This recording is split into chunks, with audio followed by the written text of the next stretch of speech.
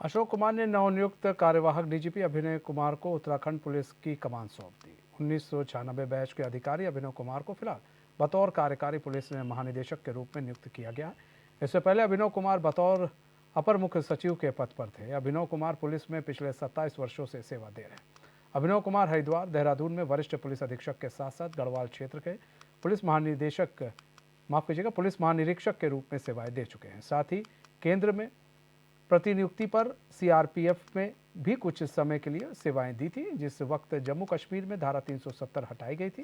अभिनव कुमार केंद्र की प्रतिनियुक्ति पर सीआरपीएफ के आईजी के रूप में जम्मू कश्मीर में मौजूद थे।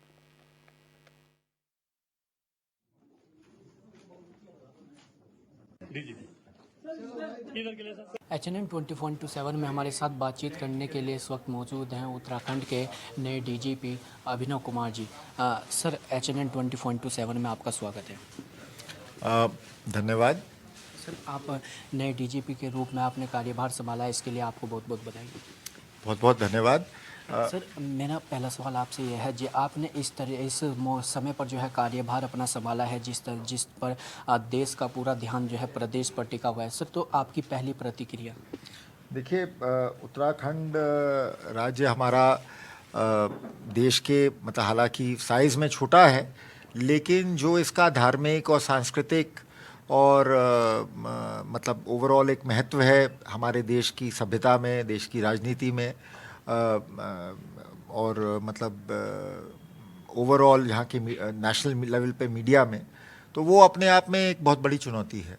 चार धाम यात्रा यहाँ है, हरिद्वार यहाँ है, मसूरी, नैनीताल जैसे, देहरादून जैसे पर्यटन स्थल यहाँ पे हैं।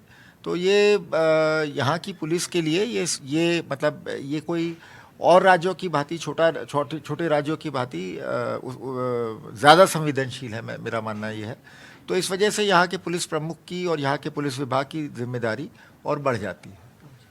सर, आपने आज कार्यभार संभाला है, आपकी पहली प्राथमिकताएं सर क्या रहेंगी, किस चुनौतियों पर आप कार्य करेंगे? देखिए, पहली प्राथमिकता पुलिस की, देखिए ऐसा है, डीजीपी बदलने से पुलिस विभाग की प्राथमिकताएं नहीं बदल जाती। पहले तो मैं ये स्पष्ट करना चाहूँगा, पुलिस विभाग की प्राथमिकताएं तो एक निरंतर चीज़ है। वो लगातार क्राइम और लॉ एंड ऑर्डर, ये ऐसी प्राथमिकता है जो कोई भी, चाहे डीजीपी कोई भी रहे, ये बदल नहीं सकती।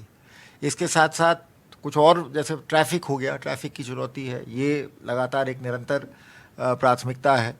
और ख़ास तौर से अभी के परिवेश में जो हमारे प्रदेश में नशे को लेके चिंता बढ़ी है, माननीय मुख्यमंत्री जी ने भी 2025 में नशा मुक्त उत्तराखंड का आह्वान किया है। तो ये एक बहुत बड़ी चुनौती है हम सबके लिए। और जो महिलाओं के खिलाफ अपराध हैं, ये भी बहुत बड़ी एक चुनौती है हमारे लिए।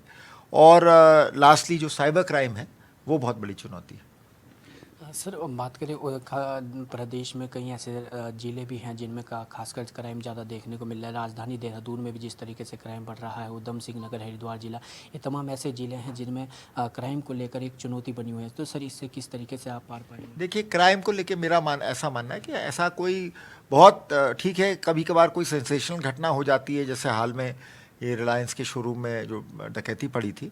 लेकिन ओवरऑल अगर आप और राज्यों से, हमारे पड़ोस के राज्यों से कंपेयर करेंगे, हरियाणा से, हिमाचल से, पंजाब से, उत्तर प्रदेश तो खैर बहुत बड़ा राज्य है, लेकिन जैसे हिमाचल, हरियाणा, पंजाब, ये हमारे साइज़ के लगभग कंपेरेबल राज्य हैं, छोटे राज्य हैं।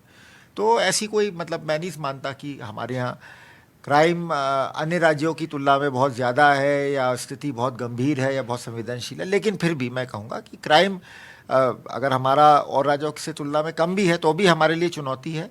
और हम निरंतर प्रयासरत हैं कि जो भी बड़ी घटनाएं होती हैं, उनका जल्द से जल्द खुलासा हो और पब्लिक में इन घटनाओं की वजह से भय और असुरक्षा की भावना ना पैदा हो। धन्यवाद सर।